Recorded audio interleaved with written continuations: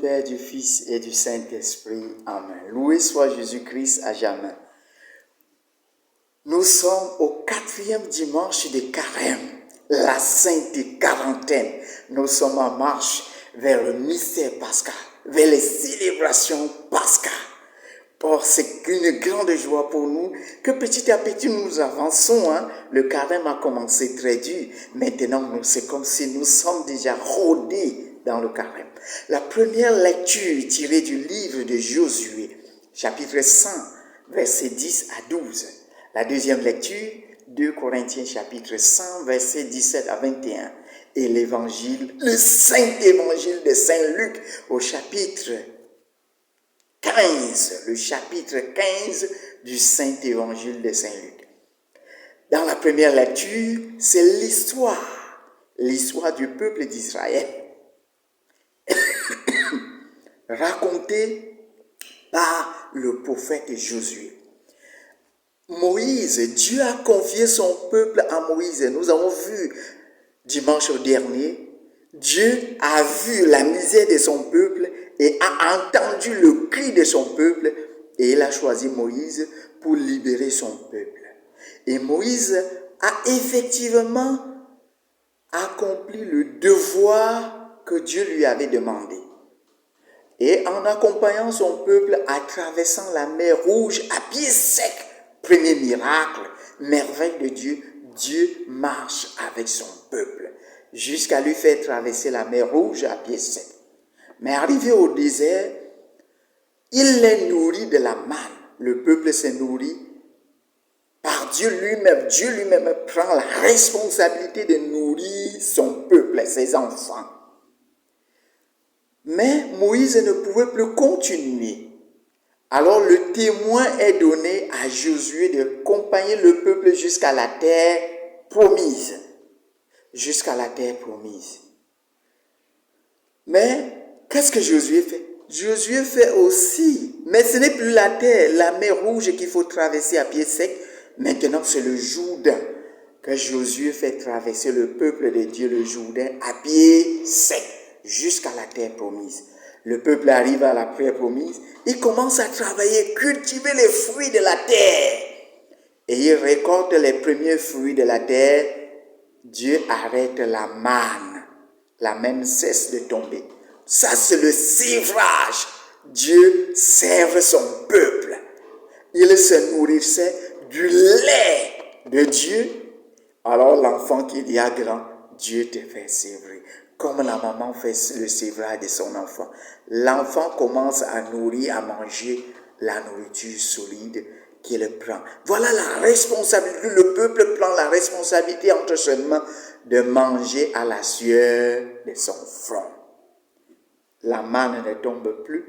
C'est eux-mêmes qui travaillent maintenant pour se nourrir. Voilà la pédagogie de Dieu. La pédagogie de Dieu. Alors, le mystère du salut. L'histoire du salut est engendrée de pédagogie de Dieu dans cette marche, dans cette avancée. Donc, à l'intérieur de la Bible, nous raconte les histoires saintes pour nous donner des leçons de foi. Le témoignage de foi pour faire grandir notre foi, pour nourrir notre foi. Dans l'évangile d'aujourd'hui, c'est l'évangile de deux enfants avec un père miséricordieux, un père bon. Alors les enfants, les deux fils, on ne nous cite pas les noms des deux fils. Ça peut être toi ou bien ça peut être moi, l'un des deux fils. On dit que les deux fils, on parle du cadet, mais à la fin de l'évangile, on va nous parler de l'aîné. Mais tous les deux fils ne connaissent pas véritablement qui est leur père. Ils ne connaissent même pas qui est leur père. Les deux fils ont un point en commun, leur manière de considérer leur père dans leur relation. L'aîné ou le cadet fait des calculs. Dans nos relations avec nos parents, des fois, c'est engendrer des calculs. On regarde les mérites. Est-ce que je mérite vraiment dans les yeux de mon père ou bien de ma mère plus que mon grand frère ou bien plus que ma petite sœur? Nos relations sont agencées de calculs, trop de calculs. Alors, qu'est-ce que le premier fils, qu'est-ce que le premier fils dit, qui est le fils cadet? Le fils cadet dit à son père, Père, je veux que tu me donnes mon héritage. Je veux que tu me donnes mon héritage. Et dans nos cultures, on donne l'héritage quand le papa est déjà mort.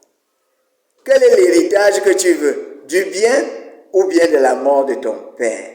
Alors l'enfant va hériter la mort de son père. Il va partir dans un pays lointain.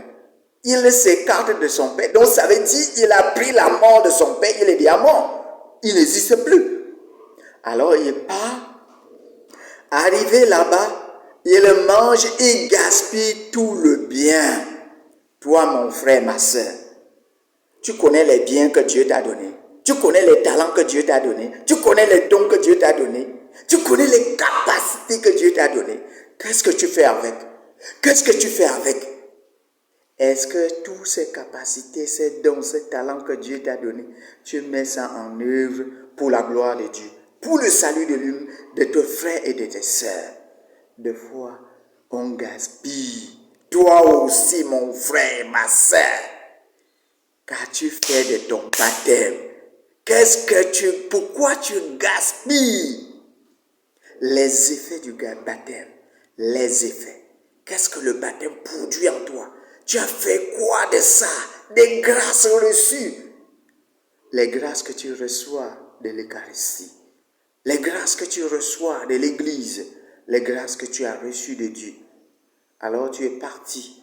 Tu as abandonné l'Église. Tu as abandonné ta foi. Tu as abandonné ta mission.